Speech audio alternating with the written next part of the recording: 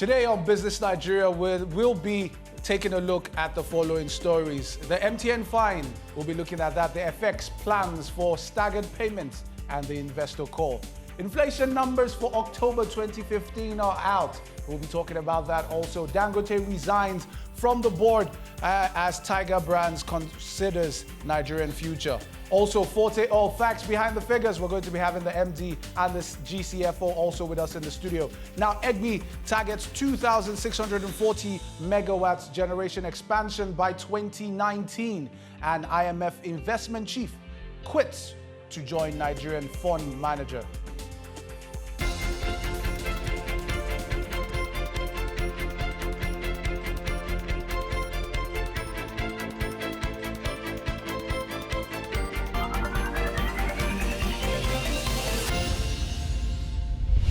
Hello, you're watching BTVA's Business Nigeria, and I am TUNJI Andrews. We will start with the inflation numbers for October.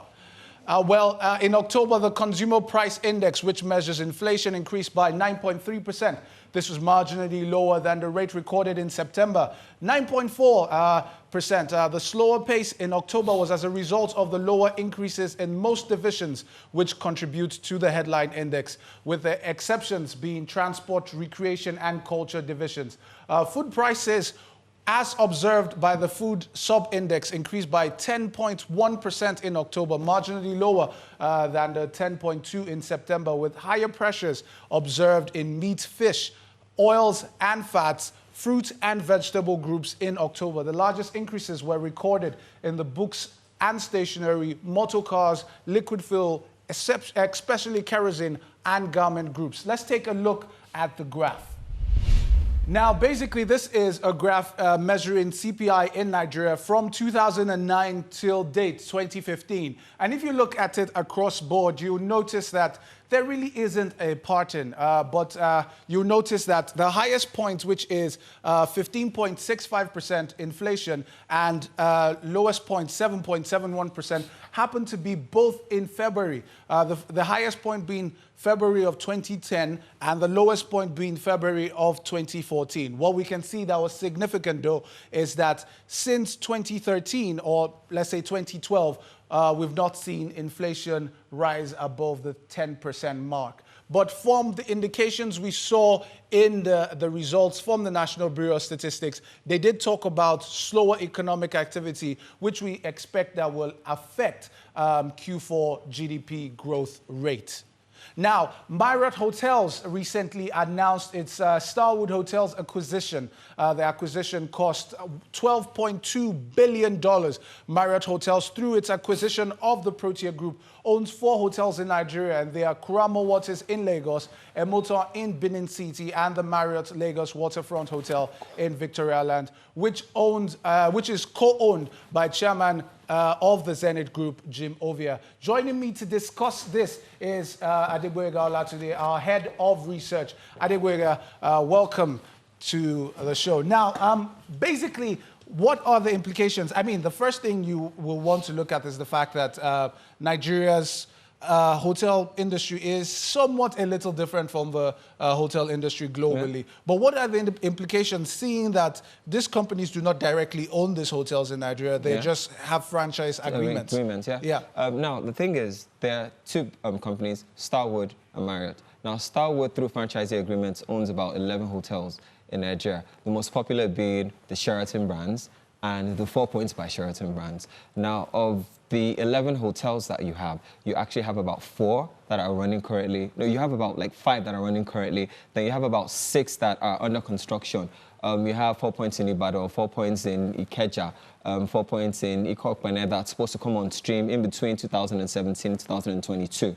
So aside the fact that you have those hotels, you now have hotels that are running basically here. But the challenge I have said with this is, because they're franchisee arrangements, Starwood doesn't own the hotels, but what they do is assist in managing. Those hotels are owned by Ikeja PLC, more or less. Well, but with this now, do you think that the owners of those hotels will probably withdraw the franchise agreements and possibly just run them as Nigerian hotels, seeing that the franchise agreements might be a little higher or lower depending on how the arrangement was before now? I don't think so, because, you know, the basic thing you have with mergers or acquisitions, basically there's usually some type of culture shock. So you have a situation where the way Starwood would run its hotels will be slightly different from the way Marriott would run its hotels. Now, the thing is, of those hotels, you have about, what, maybe about a total of, Marriott has about three hotels through the Protea Group, a Motor in Benin City, Ikeja, and Kurama Waters, basically. So those are 3 hotels. Starwood has maybe about 10 or 11. But the thing you have is, because the owners of those hotels are basically Nigerian, and Nigerians tend to be more sentimental when it comes to things regarding ownership. The franchisee agreements would probably still remain the same. There probably will be some type of adjustments you have to those agreements, but they will largely remain the same. Mind you, the cost of the average hotels has also dropped from about $508 to about $300 now in 2008. And that's basically because you have a larger number of international hotel brands being built in Nigeria. But looking at the fact that we have some standalone hotels in Nigeria and that we have some of these star brand hotels, basically, which would you say is more profitable to the average Nigerian who's looking to start out a kind of a business? The standalone hotels, basically. And the reason why you're doing it is as much as you have franchising agreements, they come with a level of capital investments. They also come with a level of efficiency that you might not have the capacity to undertake initially. So you do have a situation where, okay, let's get these hotels up and running first. Then, as we mature in the business, let's start aspiring to the international standards that these other hotels have. So if you're a business owner or if you're an entrepreneur, the first thing would be, okay, run my business profitably. Then when I start paying franchisee agreements, it's something that, okay, it's a value add. We'll continue to follow that story. I know GBOYEGA is going to be taking a look at the numbers closely. We'll take a break now, and when we return, we'll be discussing Forte Oil's strategic direction going forward. Don't go anywhere.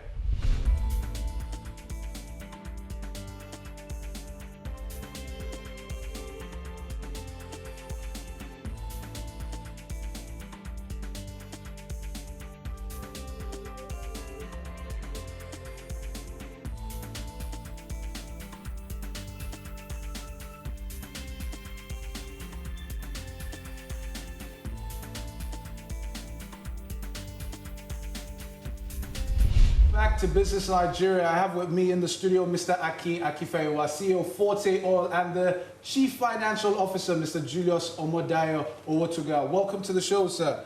Thank you very much. It's a pleasure to have you. Also, we have with us Btva's Head of Research, GBOYEGA OLATUNDE, who's going to be running us through some numbers. Now, the thing is, the basic challenge you now have is because the price has risen substantially. The question a lot of people ask is whether there isn't a disconnect between the price and the level of earnings. Earnings-wise, full-year estimates, we have projected that earnings-wise they should do, give or take, this plus or minus, 4 naira 28 kobo. Earnings are currently about 3 naira 20, 3 naira 21, 3 naira 23. So this is Mobile, this is Total, this is Corn Oil, this is MRS, and that is Seplat. So conservatively, you estimate that full year, they should do about 4 naira 28. Now, where it gets interesting is because right now the value has risen from 32 to about 290. EPS-wise, PE-wise, it's above the sector average. Now, the sector average is 39.53, and Forte Oil is currently at 67. Well, so basically the idea is that it's outperformed. It's outperformed, yes. But the question is, how has that happened? What's the magic wand? Despite the fact that we've seen a lot of volatility in that space. Okay, good. I mean, from the analysis you can see here, you can see that the achievements are quite, or they are well tied to the stock performance. And it's very simple. Forte Oil PLC today is not just a downstream petroleum marketing company when you compare us to our peers. Yeah. We are what we term ourselves as an integrated energy solutions provider. And today we're involved in downstream petroleum marketing, power generation, and upstream services. Now, when you look at what what the three aspects have to bring into the basket, you see a true reflection on the entire analysis you've just seen. However, to most people look at it from the downstream perspective without having a full understanding of the entire mix, you know, and this is just the beginning. What we intend to do is to be present across every point of the energy supply chain, you know, and that's in line with our vision of being the foremost integrated energy solutions provider in Nigeria. So that's the reflection you see. So the real comparison shouldn't be to the company, which is Forte Oil PLC, but the entire group. GBOYEGA was showing me something significant earlier. You were talking about the exchange rate differential. Yes, they did have, in their 9 months results, they posted a net foreign exchange loss of about 1.05 billion. They had a foreign exchange loss of about 1.5, then a foreign exchange gain of about 480. So netting both figures off, it was about 1.05 billion. And that was the key thing that I noticed that impacted the differential between last year's performance and this year's performance. Which is why you see a 44% increase in our admin expenses. Yes, yes. The only reason for this is the acquisition finance for GBOYEGA itself was dollar denominated, okay? Now we've exited that position. Okay. At that time, the exchange rate was 155, yes. and we exited at about 190. Okay. So, and the that total exchange differential. Yeah, so the exchange rate differential was what came into that place. That was the 1 point. Yeah. Okay. Another thing I was going to ask was regarding about 500 from your other income, the line items, your other income. About a quarter of that, 20% of that came from sale of an asset. Yeah. One-time item. 520 yeah, but you didn't. Yes, investment property. You didn't give any. You just said investment property. And so I was wondering. Okay, obviously because if you what other disclosure do you? The IFRS is quite clear as to what I need to tell you. We have sold an investment property. You sold an investment property. Okay. Well, I've disclosed what I got paid for it. I've disclosed the value in my books. I've disclosed the profit. Okay, you want me to tell you the location of the property? I would like to thank Mr. Akifeyiwa, CEO of Forte Oil, and Mr. Julius Omodayo Owutuga, the Group CFO of Forte Oil also. We hope that we'll have you on the show again. Thank you very much for joining us. Thank you. Welcome back to Business Nigeria. I have with me Jubril Karim, energy and power analyst with EcoBank Capital. Jubril, the story we're looking at is EGBI Power Plant talking about the fact that they want to significantly ramp up capacity to about 2,600 megawatts. And the question that first comes to my mind, installed capacity is about a little over 1,000. How do we get from 1,000 to 2,600? Well, I think the thing they'll have to do, if they have to go for that, which I think is still in the feasibility space right now, there's no solid plan on ground yet, is they have to bring additional units to the power station. Currently, EGBI have about 6 units, combined capacity of about 1,320 megawatts. On the high side, usually there are various occurrence of a particular unit that is always giving them challenges. So on average, we always have about 1,000 megawatts from the power station. So to say we want to, and again, it must be noted that it's one of our most stable power plants in Nigeria. So it will not be a bad idea to locate another, maybe a form of EGBI 2 power station in that area. The area is fantastic. The gas supply to the area is very good as well. It's connected to the Lagos Escravos, then to the West African gas pipeline. Question though, is this going to shut down the plant in the hope to expand? Because EGBI is about 40% of Nigeria's total production. If that goes down, then Nigeria basically goes into darkness. Well, currently, with Nigeria current generation, EGBI is only about 25%. With the generation of just above 4,000 megawatts, EGBI contributes about 1,000 megawatts. So about 25%. But in the chance that they want to expand the capacity of EGBI power plant, they will really be no need to shut down the power plant. All you have is, if you go to the location in Ikorodu, you feel there's a large expanse of land. So you just build it beside. Build the new power plant next to it, which can then share facilities that can be shared, like the gas pipeline, the cooling facility, and others. So you don't necessarily have to take Egbin offline until the completion, and you're ready to synchronize both power plants into the Nigerian grid. Now, I mean, speaking about pricing for electricity, a lot of people are still having issues with the NEC, basically speaking about the fact that they want to increase cost of electricity. Now, looking at the rising cost of gas prices, don't you think that should feed into the eventual output, especially since most of our power plants are gas propelled? Okay. For the NERC and the tariff plan, look, let's be sincere, tariff have to go up. The tariff are just not, they're simply not cost reflective. They are not really incorporating all the cost that's been utilized by the power stations in generation. Tariff at the current rate is not sustainable. Tariff have to go up in order to have a proper return on investment and opportunity for these power plants to invest in their operations. Speaking about that, you just spoke about return on investment. A lot of rumors have been going around that most of the loans to the power sector have about, I think, 13% or to 15% of them have gone bad. I don't know. We're just saying word has been going around.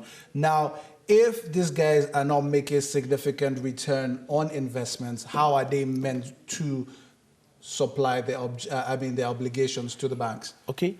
Let's look at it for this angle a bit.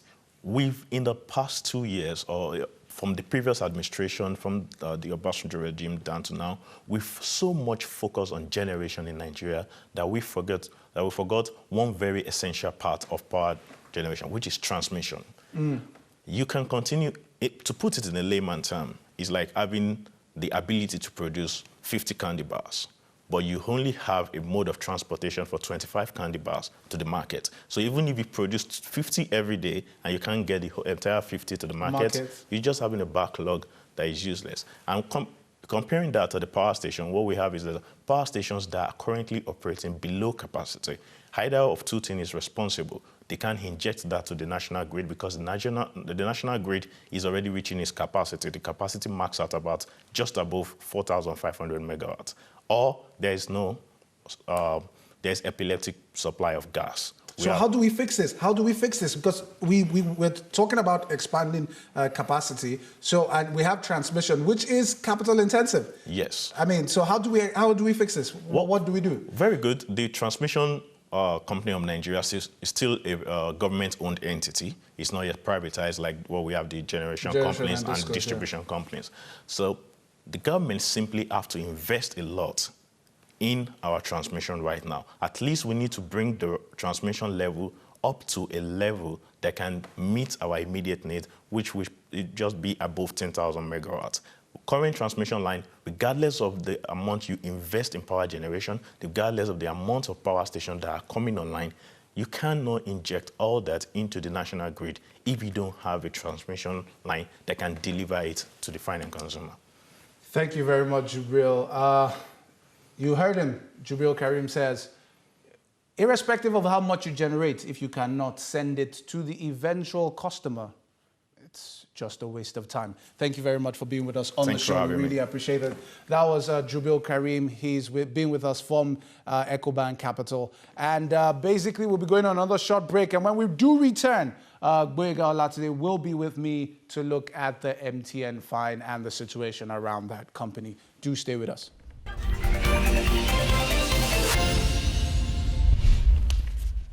And we're back to Business Nigeria right here.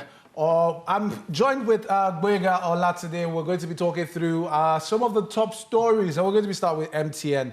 Now, I mean, it's been in the news. MTN, since the fine, MTN's shares have fallen by as much as 8.7% to a 2.5-year low. That is about 132 Rand at the Johannesburg Stock Exchange. And it's been traded. It's traded about maybe 0.4% lower than its normal value, and the stock has lost about a quarter of its value since the fine has been made public. But looking at the whole impact on its bottom line, what the fine would cost for MTN if it were to take it in one fell swoop. Now, stories have been going around saying that the NCC is considering giving MTN some considerations and might be looking at staggering the payments. Now, GBOYEGA, the first thought is, if this is staggered, I mean, it does give MTN room to pay it. I mean, if for instance, it's given maybe 10 years to pay this 1 trillion plus fine. I doubt that. And the reason why I doubt that is the tenure of a typical Nigerian government is 4 years. So I don't see... But is this a fine of the NCC or a fine of the federal government? Because we have to put that in perspective. And like I say, rumors, again, have been going around, as a word has been going around, that people are saying it is going to walk towards funding our 2016 budget of the proposed the shortfall. No, I don't think so. I honestly believe that that is coincidental. The fact that there was such a huge fine, the fact that the CEO had to resign, the largest shareholder, that's PIC in MTN, has called for more people to resign because they felt at one point that somebody did significantly drop the ball. $5.2 billion is a lot of money in any language. Now, the challenge you have with that is that MTN's gross debt is about $1.7 billion. It has cash of about $1.3 billion. Now, almost about 95% of that cash is in Naira, right? But the thing is, MTN also has exposure to banks. So in terms of funding, the question is, if you have cash of about $1.3 billion, how much can you actually fund additionally? Calculations have been done, and the maximum amount they can fund locally, because you have single obligor limits of about 20% to equity. So the maximum amount MTN can fund locally is about $1.7 billion. So even if you say, okay, we have 1.3 billion in cash and 1.7, that's still 3 billion.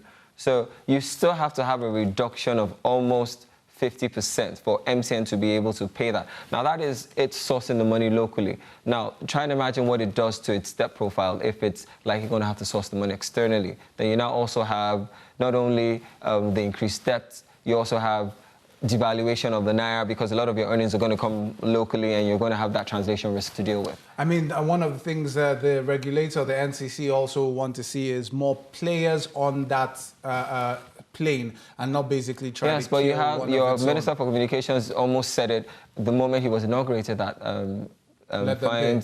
fines owed Nigeria will be paid. Now, the question is that statement categorical? Is it still subject to negotiation? I think what the story is going around doesn't say it will not be paid. It's just how it will how be much paid. will be paid. Well, talking about businesses also that are having some issues, topsy-turvy, would be Dangote flour mills.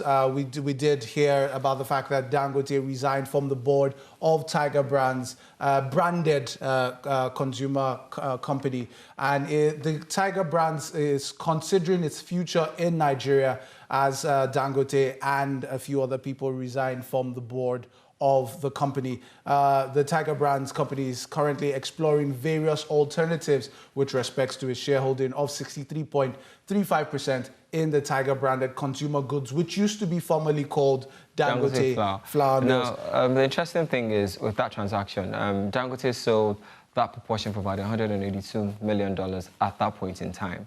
Now, for Tiger Brands, it seems like a good fit, largely because they had bought into UAC Foods, which was obviously fast foods, QSR, and they felt, okay, you know, backward integration, let's get... So aside the fact that we're producing the food, we also have backward integration in terms of producing the flour. So they're the second largest miller in South Africa.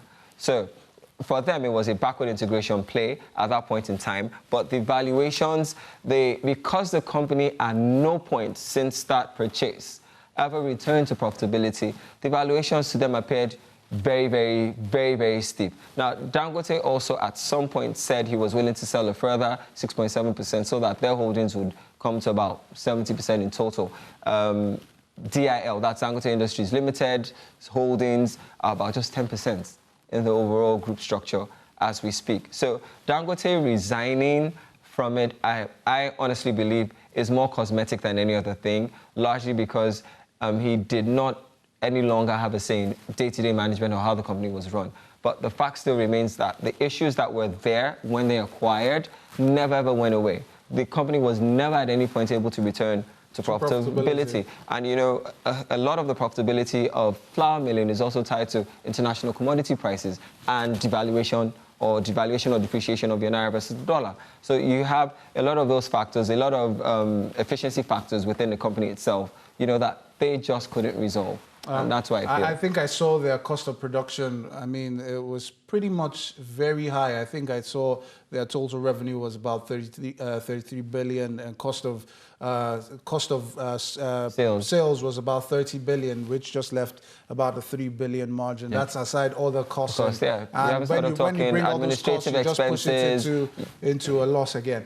And also, onto other stories, IMF Investment chief quits to join Nigerian fund manager. The head of investments for the International Monetary Fund is stepping down to join a Nigerian asset manager. In his new job, Gary Steinberg will help CBO Capital launch its first fund to support small West African businesses. Gary will add about 30 years experience to CBO Capital. He's been in the investment industry for a while.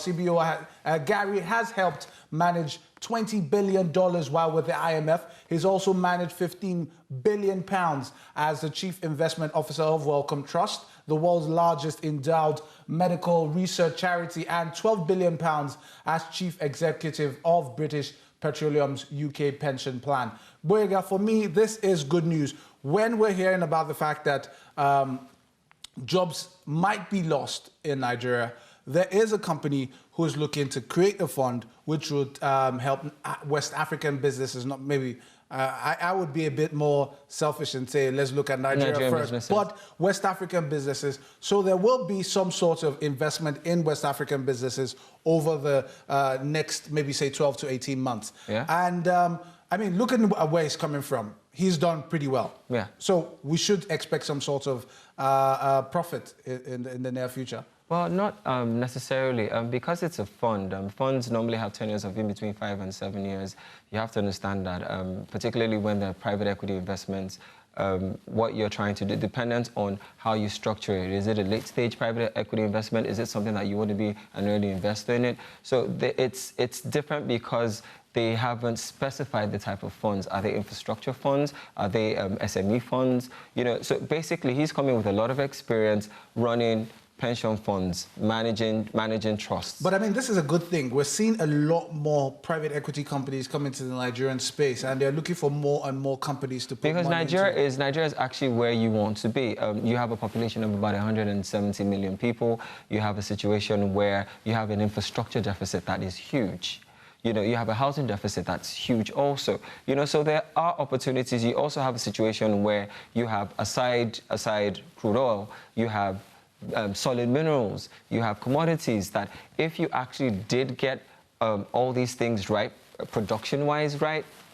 That's it. This is one of those times where you expect that there is talk about diversifying away from the mainstay of the economy, and this will be a good time for us to basically start to look at other areas. Good news like this cannot be enough. Sure. Sure. Thank you, Boyega, for being with us. You're welcome. And basically, let's take a recap of the stories we'll be following on Business Nigeria.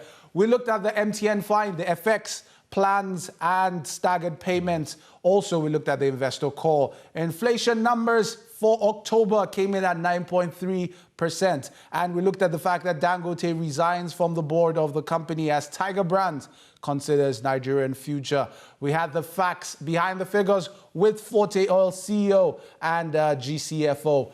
And we looked at EGMI as it targets 2,640 megawatts generation expansion by 2019. And IMF Investment chief quits to join Nigerian fund manager. Thank you for watching the show.